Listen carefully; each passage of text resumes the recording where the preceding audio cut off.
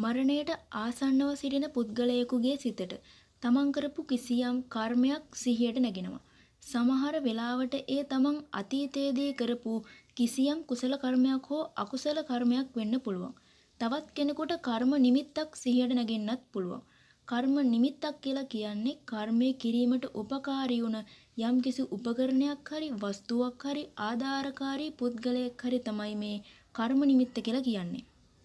තවත් කෙනෙක්ට ඒ දෙකම සිහි වෙන්නේ නැතුව මතු උපදින භවයට සම්බන්ධ කිසියම් සංකේතයක් සිහියට නැගෙන්නට ඉඩ තියෙනවා.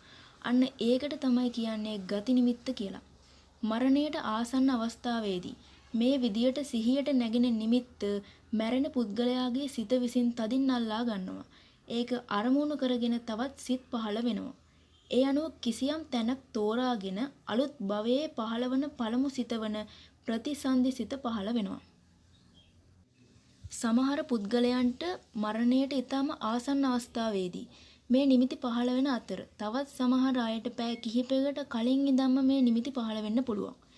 ඒ නිසා මිය යන්නට ඉතා ආසන්නව සිටින අයට කරපු පින් ගැන මතක් කරලා දෙන්න පුළුවන් නම් කිසියම් කුසල කර්මයකට යාව සම්බන්ධ කරන්න පුළුවන් නම් එයාගේ හිත තුල ගොඩ නැගෙන්නට ඉඩ තිබුණු පාප කර්මය හිතෙන් නැති වෙලා කුසලයේ පැත්තට යාව නැඹුරු වෙන්න ඉඩ තියෙනවා.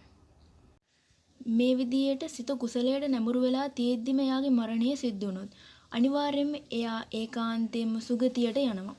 මේ විදියට අවසාන වෙලාවේදී කර්මය විනාශ කරන්න පුළුවන් වෙන්නේ අපායගාමී වෙන්න තරම් බලවත් වුණු නියත අකුසල් නොකරපු කුසලයට නැඹුරු වුණු ජීවිතයක් ගත කරපු අයට විතරයි.